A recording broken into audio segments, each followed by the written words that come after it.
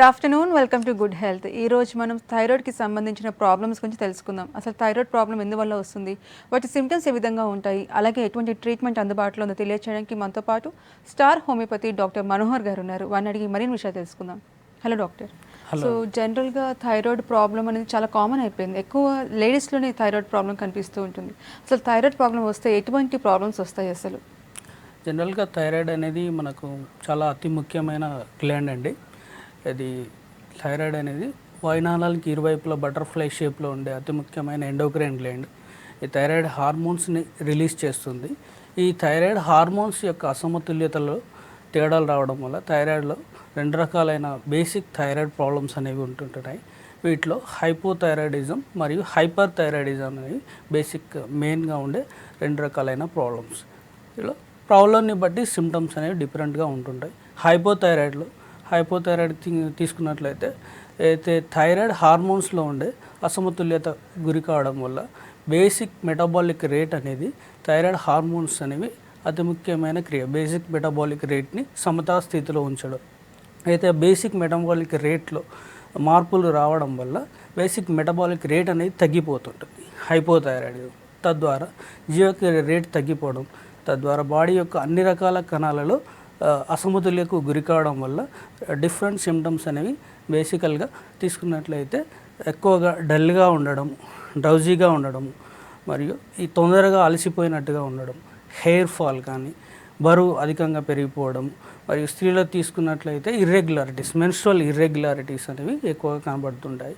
మరియు ఇంకా తీసుకున్నట్లయితే తొందరగా ఎక్కువ కాన్స్టిపేషన్ అనే సమస్య కూడా కామన్గా కనబడుతూ ఉంటుంది. ఇది hypothyroidism related symptoms. Okay, so hyper వచ్చినప్పుడు ఎటువంటి సిమ్టమ్స్ కనిపిస్తాయి? హైపర్లో ముఖ్యంగా అయితే జీవక్రియ రేట్ అనేది పెరిగిపోతుంటుంది. తద్వారా క్యాలరీస్ అనేవి అధికంగా ఖర్చు అవుతుంటాయి. తద్వారా బాడీ అనేది వెయిట్ అనేది తొందరగా లూజ్ కావడం, బరువు తగ్గిపోవడం, అధికంగా బరువు తగ్గిపోవడం, తింటున్న దానికంటే అధికంగా తొందరగా బరువు తగ్గిపోవడం, మరియు అయితే ఎగ్జాప్థాల్మిక్ అంటాము, అయితే కని యొక్క గుడ్లు ఉంటాయి బయటికి వచ్చినట్టుగా కనబడడం, మరియు యాంగ్జైటీ, నర్వస్నెస్, ఎక్కువగా చిరాకు, మరియు ఇంకా తీసుకున్నట్లయితే అధికంగా వీక్నెస్ అనేది, మరియు నిద్రలేమితనము, మరియు స్త్రీలలో వచ్చినట్లయితే మెన్స్ట్రువల్ ఇర్రెగ్యులారిటీస్ మరియు ఇన్ఫెర్టిలిటీ సమస్యలు ఇన్ జనరల్గా హైపర్ థైరాయిడిజంలో కనబడుతుంటాయి. ఓకే, సో అసలు మెయిన్గా ఎందువల్ల వస్తుందంటారు ఈ థైరాయిడ్ ప్రాబ్లం అనేది? ఎందుకు ఇంత హార్మోనల్ ఇంబ్యాలెన్స్ అవుతుంది? ముఖ్యంగా బాడీలో తీసుకున్నట్లయితే ఆటోఇమ్యూన్ అనేది చాలా ఇంపార్టెంట్ కాజ్ అండి. హైపోథైరాయిడిజంలో అయినా హైపర్ థైరాయిడిజంలో మన యొక్క రోగ నిరోధక వ్యవస్థ అనేది బాడీలో మనకు అగైనెస్ట్గా వర్క్ చేయడం వల్ల థైరాయిడ్ రిలేటెడ్ సమస్యలు వస్తుంటాయి. మరియు ఇంకా ఫ్యామిలీలో టెండెన్సీ ఎవరికైనా క్లోజ్ రిలేటివ్స్కి, ఫాదర్కి కానీ పేరెంట్స్కి కానీ థైరాయిడ్ సమస్యలు ఉన్నా కానీ ఎక్కువగా వచ్చే అవకాశం ఉంటుంది. మరియు జెనెటిక్ సమస్యలు ఉన్నా కానీ వచ్చే అవకాశం ఉంటుంది. ఇంకా తీసుకున్నట్లయితే కొన్నిసార్లు హైపోథైరాయిడిజంలో అయోడిన్ అనేది తక్కువ అయినప్పుడు హైపోథైరాయిడిజం వచ్చే అవకాశం ఎక్కువ ఉంటుంది. మరియు థైరాయిడ్ గ్లాండ్కి సంబంధించిన సర్జరీస్ జరిగినప్పుడు థైరాయిడ్ గ్లాండ్ కొన్నిసార్లు టాక్సిక్ గాయిటర్ కానీ, నాడ్యులార్ గాయిటర్ కానీ ఎక్కువగా పెద్దదిగా ఉన్నప్పుడు థైరాయిడ్ గ్లాండ్ని కొంతవరకు రిమూవ్ చేయడము, టోటల్గా రిమూవ్ చేయడము లాంటి కండిషన్స్లో హైపోథైరాయిడిజం వస్తుంటుంది. మరి కొన్ని రకాలైన మందులు ఎక్కువగా రోజుల నుంచి వాడడం, ల్యూకేమియాస్కి సంబంధించి ప్రాబ్లమ్స్లో కానీ, లిథియం లాంటి అలోపతిక్ మందులలో కొన్నిసార్లు వాటి సైడ్ ఎఫెక్ట్స్ ద్వారా కూడా హైపోథైరాయిడిజం వచ్చే అవకాశాలు ఉంటాయి. మరియు బ్రెయిన్ మరియు నెక్ సంబంధించిన క్యాన్సర్స్లో ఎక్కువ రేడియేషన్ తీసుకున్నప్పుడు కూడా హైపోథైరాయిడిజం వచ్చే అవకాశాలు ఉంటాయి. ఓకే, హైదరాబాద్ నుంచి కాలర్ ఉన్నారు. హలో. ఓకే, సో ఇందాక చెప్పా అంటే మెయిన్గా ఎందుకు లేడీస్లోనే ఈ ప్రాబ్లం వస్తుంది కంపేర్ టు మేల్స్ చూసుకుంటే 60% ఆఫ్ లేడీస్లోనే ఈ ప్రాబ్లం వస్తుంది, ఎందువల్ల అంటారు? ఎక్కువగా తీసుకున్నట్లే ఫీమేల్స్లో ప్రెగ్నెన్సీలో కొంతమందిలో ఇన్ జనరల్గా కూడా హార్మోనల్ ఇంబ్యాలెన్స్ జరుగుతుంటుంది. దాని ద్వారా ప్రెగ్నెన్సీలో ఎక్కువ శాతం కనబడే అవకాశం ఉంటుంది. మరియు ఆటోఇమ్యూన్ కండిషన్లో కూడా ప్రెగ్నెన్సీలో ఎక్కువగా కనబడుతుంది. తర్వాత కొన్ని రోజుల్లో అది తనంతట తను నార్మల్ అయిపోతుంది. లేదు ఎక్కువ స్ట్రెస్కి లోనైనప్పుడు, ఎక్కువగా టెన్షన్ కానీ స్ట్రెస్ కానీ లోనైనప్పుడు అది కంటిన్యూగా ఉండే అవకాశం ఎక్కువగా ఉంటుంది. సో డయాగ్నోసిస్ ఏ విధంగా చేస్తారు థైరాయిడ్ వచ్చినప్పుడు? అలాగే థైరాయిడ్ లెవెల్స్ ఎంత ఉంటే నార్మల్ అన్నట్టు? అంటే అసలు మామూలుగా ఫ్లక్చువేట్ అవుతూ ఉంటాయి థైరాయిడ్ లెవెల్స్, అలా కాకుండా స్టేబుల్గా ఉండాలంటే ఏం చేయాలంటారు? ముఖ్యంగా థైరాయిడ్ లెవెల్స్ అయితే ఉందో డయాగ్నోసిస్కి వచ్చినట్లయితే థైరాయిడ్ ఫంక్షన్ టెస్ట్ అంటాము, బ్లడ్కి సంబంధించిన టెస్ట్ ఇది. జనరల్గా థైరాయిడ్ ఫంక్షన్ టెస్ట్లో T3, T4, TSS, tetra ఐడోథైరోనిన్, try ఐడోథైరోనిన్ మరియు థైరాయిడ్ స్టిమ్యులేటింగ్ హార్మోన్, ఈ మూడింటిని తీసుకొని మనం థైరాయిడ్ సమస్యను నిర్ధారించవచ్చు. బేసికల్గా తీసుకున్నట్లయితే హైపోథైరాయిడిజం కండిషన్లో ఈ హైపోథైరాయిడిజంలో TSH thyroid stimulating hormone levels అనేవి బేసిక్ 5.5 నుంచి 5.5 ఆర్ 6 వరకు ఉండాలి. ఆ లెవెల్స్ అనేవి మోర్ దెన్ 10 అట్లా ఉన్నప్పుడు మనం బేసికల్గా సబ్ క్లినికల్ అని తీసుకుంటాం. 5.5 నుంచి బిలో 10 ఉన్నప్పుడు, మోర్ దెన్ 10 ఉన్నప్పుడు హైపోథైరాయిడిజంగా కన్సిడర్ చేస్తుంటాం. మరియు అయితే 0.5 నుంచి TSH లెవెల్స్ తక్కువగా ఉన్నప్పుడు మనం దాన్ని హైపర్ థైరాయిడిజంగా తీసుకుంటుంటాం. ఓకే, నెక్స్ట్ కాల్ తీసుకుందాము. హలో. హలో, నమస్తే అండి.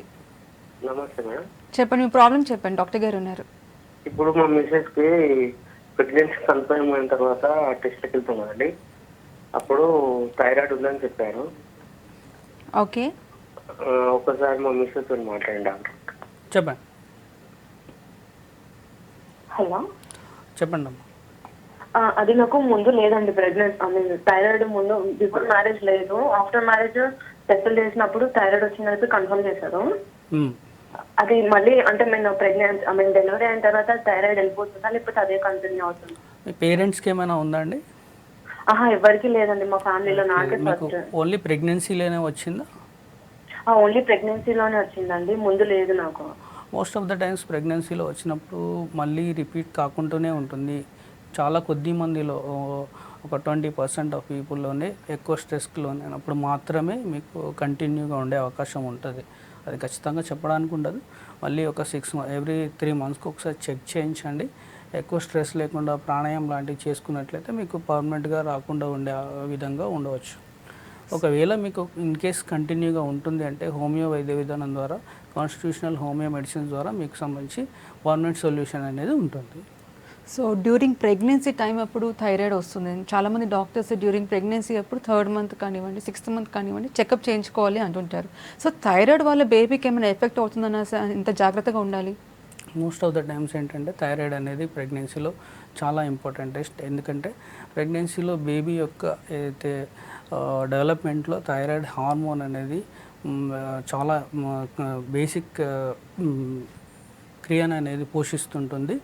అయితే ఈ థైరాయిడ్ సంబంధించి నిర్ధారణ లేని పక్షంలో ఎక్కువగా డెవలప్మెంటల్ అనామలీస్ వచ్చే అవకాశాలు ఉంటాయి. బేబీకి సంబంధించి డెవలప్మెంటల్ అనామలీస్ రావడము మరియు బేబీ యొక్క మైల్ స్టోన్స్ కూడా డిలేస్గా ఉండడము, ఇట్లాంటి ఇంటెలెక్చువల్ ప్రాబ్లమ్స్ ఉండడం ఇట్లాంటివి జరుగుతుంటాయి. కాబట్టి కంపల్సరీగా థైరాయిడ్ టెస్ట్ అనేవి చాలా ఇంపార్టెంట్. సో ట్రీట్మెంట్ ఏ విధంగా ఉంటుంది హోమియోపతిలో? హోమియోపతిలో ముఖ్యంగా కాన్స్టిట్యూషనల్ వైద్య విధానం ద్వారా హోమియోపతిలో బేసికల్గా అయితే థైరాయిడ్ సమస్య లక్షణాలే కాకుండా వారికి అదనంగా ఇంకేం సమస్యలు ఉన్నాయి, ఎన్నెన్ని రోజుల నుంచి ఉన్నాయి, వాళ్ళ యొక్క మనస్తత్వం ఎలా ఉంటుంది, వారి యొక్క స్ట్రెస్ టెన్షన్స్ ఏమున్నాయి, వారి యొక్క ఏదైనా స్ట్రెస్ వచ్చినప్పుడు వాళ్ళు ఎలా రియాక్ట్ అవుతున్నారు, ఇవి అన్నింటినీ కన్సిడర్ చేసుకొని వాటిని అన్నింటినీ బేసిక్గా తీసుకొని మనకు కాన్స్టిట్యూషనల్ వైద్య విధానం ద్వారా బేసిక్గా థైరాయిడ్ హార్మోన్స్ని రెగ్యులేట్ చేసుకుంటూ వాళ్ళకున్న థైరాయిడ్ ట్యాబ్లెట్ని గ్రాడ్యువల్గా ట్యాపర్ చేసుకుంటూ వెళ్ళడం జరుగుతుంది. సో జనరల్గా థైరాయిడ్ సమస్య వచ్చినప్పుడు చాలా సిమ్టమ్స్ కనిపిస్తూ ఉంటాయి. ఇందాక చెప్పారు హెయిర్ ఫాల్ అనేసి, మిగతా సిమ్టమ్స్ ఓవర్ వెయిట్ అవ్వడం. సో ఈ హోమియోపతి మెడిసిన్ వల్ల ఈ సిమ్టమ్స్ కూడా కవరప్ అయిపోతాయి అంటారా? షూర్ అండి, కంపల్సరీ. లోపల నుంచి ఏదైతే థైరాయిడ్ హార్మోన్ని మనం రెగ్యులేట్ చేస్తున్నామో తద్వారా బయట నుంచి అయితే ఉండే లక్షణాలను కంపల్సరీ మనం అదుపులోకి చేసుకొని రావచ్చు. కానీ గ్రాడ్యువల్గా ఉంటుంటుంది. సో జనరల్గా చాలామంది థైరాక్సిన్ కానివ్వండి, థైరోనామ్ కానీ ట్యాబ్లెట్స్ వాడుతూ ఉంటారు, డైలీ 1 ట్యాబ్లెట్. సో ఆ ట్యాబ్లెట్ వాడుకుంటూ హోమియోపతి మెడిసిన్ కంటిన్యూ చేయాలంటారా, లేదంటే ఆ ట్యాబ్లెట్ మానేసేసి హోమియో వాడొచ్చు అంటారా? It's depends upon the case అండి. బేసికల్గా ఏంటంటే చాలామంది ఎక్కువ సార్లు మోస్ట్ ఆఫ్ ద టైమ్స్ మా దగ్గరికి వచ్చే వాళ్ళలో ఆల్రెడీ 1 year నుంచో 2 year నుంచో థైరాయిడ్ ట్యాబ్లెట్స్ వాడుతూ ఉంటారు. కానీ వాళ్ళు వాడుకునే ట్యాబ్లెట్ యొక్క ఎంసీజీని బట్టి ఇన్ కేస్ వాళ్ళు ఏమైనా హయ్యర్ డోస్ వాడుతున్నప్పుడు మేము దానికి రిలేటెడ్గా దాన్ని గ్రాడ్యువల్గా టైపరైజ్ చేస్తాం. ఇన్ కేస్ వాళ్ళు ఒక్కొక్కసారి స్టార్టింగ్ డోసే వాడతారు, 25 12.5 15. ఇట్లాంటప్పుడు ఇన్స్టెంట్గా కాకపోయినా వాళ్ళు ఆఫ్టర్ 3 months గ్రాడ్యువల్గానే రెస్పాండ్ చేస్తూ ఉంటాం. ఒక్కొక్కసారి ఏంటంటే వాళ్ళు ఎర్లియర్గా వితౌట్ థైరాయిడ్ ట్యాబ్లెట్, ఎటువంటి ట్యాబ్లెట్ తీసుకోకుండా డయాగ్నోస్ కాగానే మా దగ్గరికి వచ్చిన వాళ్ళలో ఎటువంటి ట్యాబ్లెట్ లేకుండా గ్రాడ్యువల్గా తొందరనే కంట్రోల్ చేసే అవకాశాలు ఉంటాయి. సో చాలామంది థైరాయిడ్ అనేది లైఫ్ లాంగ్ ప్రాబ్లం అనేసి అంటుంటారు. అంటే ఒకసారి థైరాయిడ్ ప్రాబ్లం వస్తే ఇంకా లైఫ్ లాంగ్ మెడిసిన్ కంటిన్యూ చేయాల్సిందే అనేసి, అది ఎంతవరకు వాస్తవం అంటారు?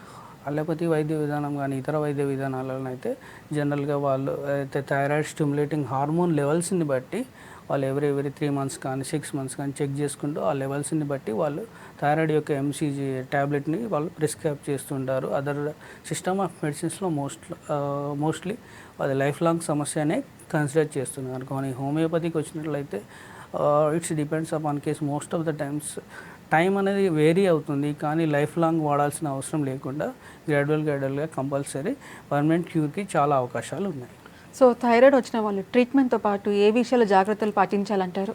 ముఖ్యంగా ఇప్పుడు నేటి సమాజం తీసుకున్నట్లయితే most of the time life style problems తోటే ఎక్కువ శాతం థైరాయిడ్ ప్రాబ్లం వస్తుంది.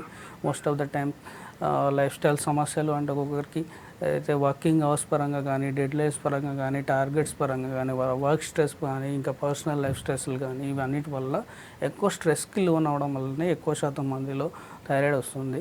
కాబట్టి స్ట్రెస్ అనేది ఏదో రకంగా వాటిని కంట్రోల్ చేసుకుంటూ లైఫ్ స్టైల్ మేనేజ్మెంట్స్ ఏవైతే ఉన్నాయో, యోగా కానీ, ప్రాణాయామం కానీ, వాకింగ్ కానీ, స్విమ్మింగ్ కానీ, ఇట్లా జనరల్ బేసిక్ మేనేజ్మెంట్స్ ద్వారా మనం ఆ స్ట్రెస్ని మనం అధిగమించి తద్వారా మనం థైరాయిడ్ ప్రాబ్లమ్స్ని గ్రాడ్యువల్గా తగ్గించుకోవచ్చు. ఓకే, నెక్స్ట్ కాల్ తీసుకుందాము. హలో.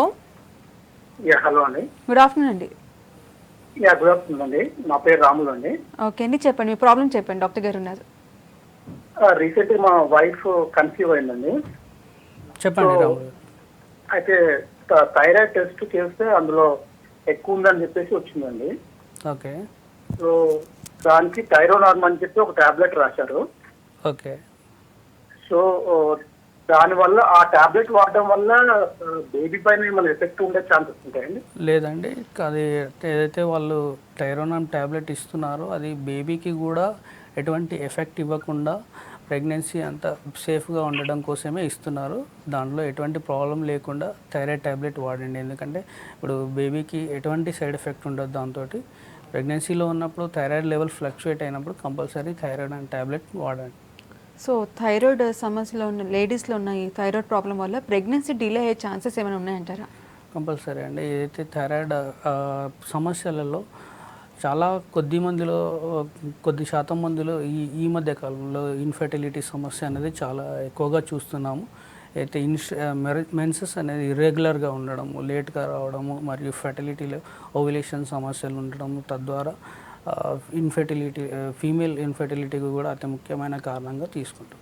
సో కొంతమంది అంటే మీ దగ్గర వచ్చి కేసెస్లో ఎలా వస్తారు అంటే ఫస్ట్ థైరాయిడ్ ప్రాబ్లం ఉంటుంది 3-4 years నుంచి, తర్వాత పీసీఓడి వస్తుంది. కొంతమందిలో పీసీఓడి వచ్చిన తర్వాత థైరాయిడ్ వస్తుంది.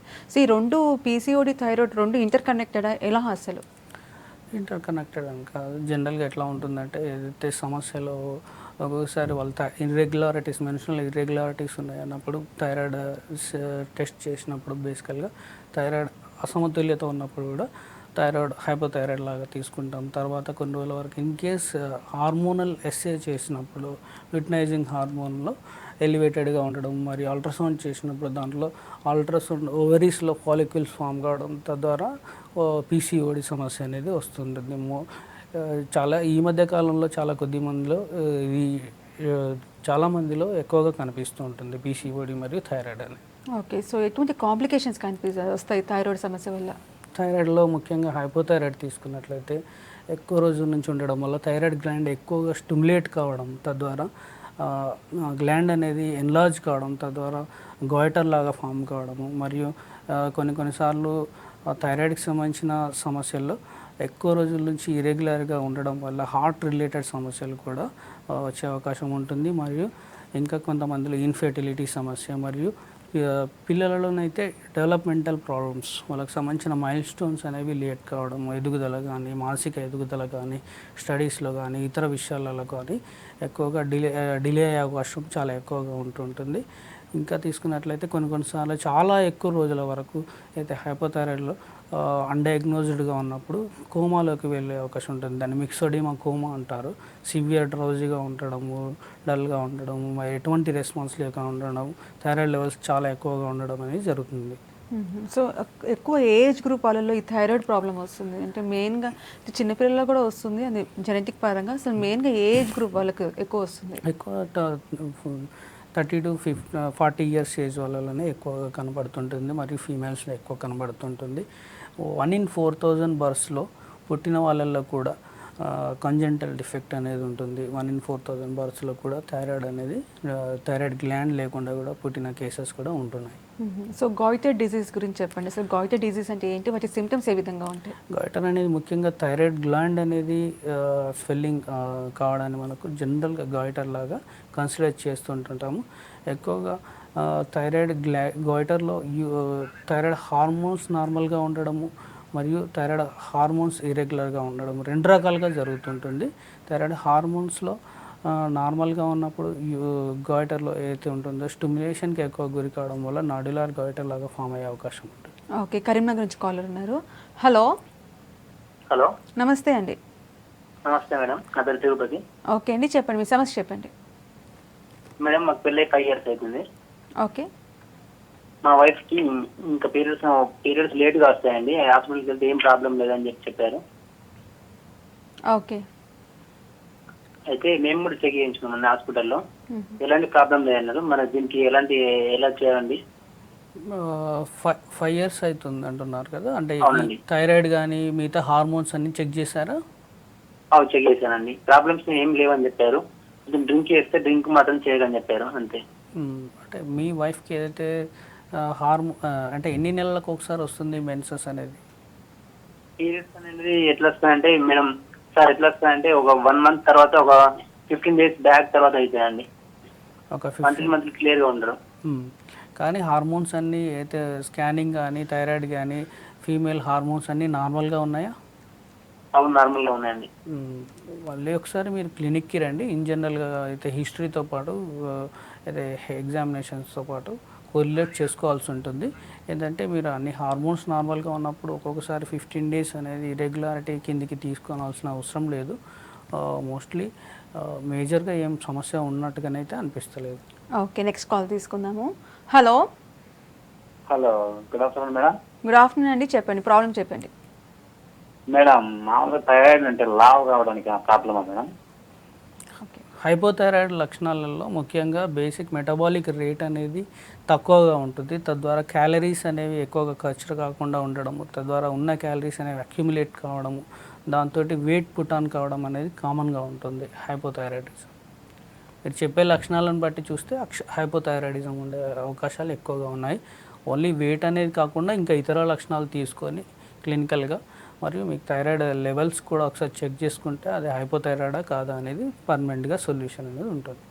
సో డైట్ పరంగా ఎటువంటి కేర్ తీసుకోవాలంటారు? చాలామంది సాల్ట్ ఇంటేక్ తగ్గించాలి అంటారు, కొంతమంది కాలీఫ్లవర్, క్యాబేజీ అవాయిడ్ చేయాలంటారు. సో ఎటువంటి ఫుడ్ తీసుకోవాలి, ఎటువంటి ఫుడ్ అవాయిడ్ చేయాలంటారు? ముఖ్యంగా తీసుకున్నైతే డైట్ విషయంలో ఈ కాలీఫ్లవర్ కానీ, క్యాబేజీ కానీ, బ్రూసిలీ కానీ వీటిని గైటరోజన్స్ అంటాము.